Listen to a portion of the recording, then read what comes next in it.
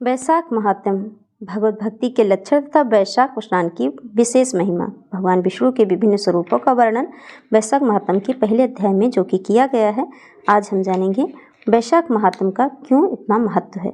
ब्राह्मण, गौ, सत्य, श्रद्धा, यज्ञ, तपस्या, श्रुति, स्मृति, दया, दीक्षा और संतोष, ये सब श्रीहरि के स्वरूप हैं। सूर्य, चंद्रमा, वायु, पृथ्वी, जल, आकाश, दिशाएं, ब्रह्मा, विष्णु, रुद्र तथा संपूर्ण प्राणी उस परमेश्वर के ही स्वरूप हैं।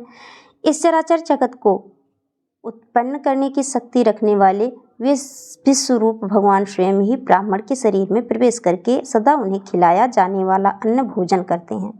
इसलिए जिनकी चरण रेणु तीर्थ के समान है, भगवान अनंत ही उन जिनके आधार हैं, जो संपूर्ण प्राणियों की आत्मा तथा पुण्यमयी लक्ष्मी के स्वरूप हैं, उन ब्राह्मणों का आदरपूर्वक पूजन करो। जो विद्वान ब्राह्मण को विष्णु बुद्धि से देखता है, वही सच्चा वैष्णव तथा वही अपने धर्म में भली भांति स्थित माना गया है। भक्ति के लक्षण सुनने के लिए प्रार्थना जग की थी। नारद जी बोले, सो सब मैंने तुम्हें सुना दिया है, अब गंगा स्नान करने के लिए जा रहा हूँ। यह वैशाख का महीना उपस्थित है, जो भगवान लक्ष्मीपति को अत्यंत प्रिय है। इसकी भी आज शुक्ला सप्तमी है। इसमें गंगा स्नान अत्यंत दुर्लभ है। पूर्व काल में राजा जनू ने वैशाख शुक्ला सप्तमी को क्रोध में आकर गंगा जी को पी लिया था और फिर अपने दाहिने कान के छिद्र में उन्हें बाहर निकाला था। दाहिने कान के छिद्र से उन्हें बाहर निकालने के कारण उनकी कन्या के रूप में गंगा को माना गया है, जिनका नाम जाह्नवी पड़ा और उन्हें जाह्नवी के नाम से भी जाना जाने लगा। इस तिथि को स्नान करके जो आकाश को मेखलाभूत गंगा देवी का उत्तम विधान के साथ पूजन करता है, वह मनुष्य धन्य एवं पुण्यात्मा है। जो वैशाख शुक्ला सप्तमी को विधि पूर्वक गंगा में देवताओं और पितरों का तर्पण करता है, उसे गंगा देवी कृपा दृष्टि से देखती हैं तथा वह स्नान के पश्चात सब पापों से मुक्त हो जाता है। वैशाख के समान कोई मास नहीं है, गंगा के सदृश कोई नदी नहीं है। इन दोनों के संयोग दुर्लभ हैं।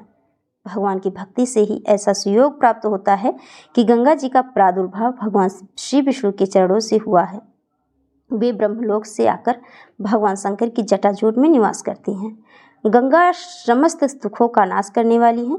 वे अपने 3 स्रोतों से निरंतर प्रभावित होती रहती हैं, तीनों लोगों को पवित्र करती रहती हैं। उन्हें स्वर्ग पर चढ़ने के लिए सीढ़ी माना गया है। वे सदा आनंद देने वाली, नाना प्रकार के पापों को हरने वाली, संकट से तारने वाली, भक्तजनों के अंतःकरण में दिव्य प्रकाश फैलाने वाली, लीला से सुशोभित होने वाली, सगर के पुत्रों को मोक्ष प्रदान करने वाली, धर्म मार्ग में लगाने वाली तथा 3 मार्गों से प्रवाहित होने वाली गंगा देवी तीनों लोगों का श्रृंगार करती हैं।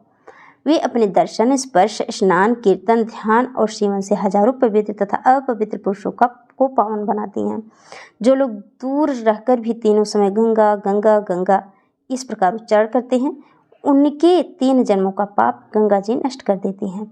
जो मनुष्य 1000 योजन से भी गंगा का स्मरण करता है, वह भी पापी होने पर भी उत्तम गति को प्राप्त होता है। राजन, वैशाख शुक्ला सप्तमी को गंगा जी का दर्शन बहुत ही दुर्लभ है। भगवान श्री विष्णु को ब्राह्मणों की कृपा से ही उस दिन उनकी प्राप्ति होती है। माधव के समान महीना नहीं है। वैशाख मास को माधव मास भी कहा जाता है। तो इस माधव मास के समान कोई महीना दूसरा नहीं है। भगवान विष्णु के समान कोई देवता नहीं है, क्योंकि पाप के समुद्र में डूबते हुए मनुष्य के लिए माधव ही जहाज का काम करते हैं। माधव मास में जो भक्तिपूर्वक दान, जप, हवन, स्नान आदि शुभ कर्म करते हैं, उनका पुण्य अक्षय तथा 100 करोड़ गुना अधिक होता है। जिस प्रकार देवताओं के विश्वात्मा भगवान नारायण देव श्रेष्ठ हैं, जैसे जप करने योग्य मंत्रों में गायत्री सबसे उत्कृष्ट हैं, उसी प्रकार नदियों में गंगा जी का स्थान सबसे ऊंचा है।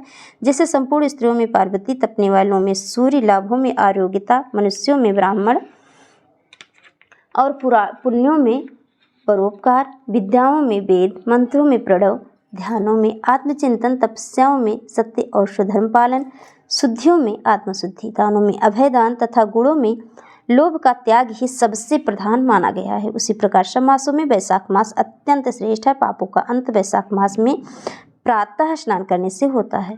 अंधकार का अंत सूर्य के उदय से तथा पुण्यों का अंत दूसरों की बुराई चुगली करने से होता है।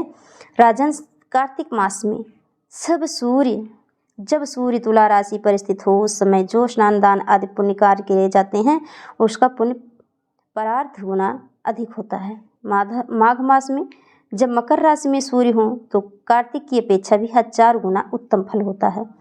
और वैशाख मास में मेष की संक्रांति होने पर माघी से भी 100 गुना अधिक पुण्य होता है।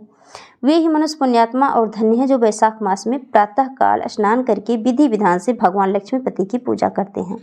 वैशाख मास में सवेरे का स्नान, यज्ञ, दान, उपवास, अभिष्य, भक्षण तथा ब्रह्मचर्य का पालन ये महान पातकों का नाश करने वाले हैं।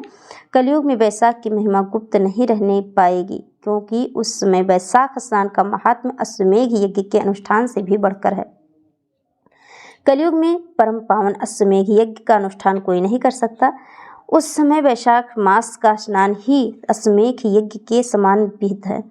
कलयुग के अधिकांश मनुष्य पापी होंगे, उनकी बुद्धि पाप में ही हंसती रहेगी। अतः वे अश्वमेघ यज्ञ के पुण्य को जो स्वर्ग और मोक्ष रूप फल देने वाली है नहीं जान सकेंगे।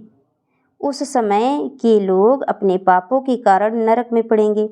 अतएव कलयुग के लिए अश्वमेघ यज्ञ का प्रचार बहुत ही कम कर दिया गया है और उसके स्थान पे वैशाख मास के स्नान दान का विधान का प्रचार प्रसार किया जाता है, क्योंकि वैशाख मास का स्नान दान अश्वमेघ यज्ञ के फल के बराबर माना गया है।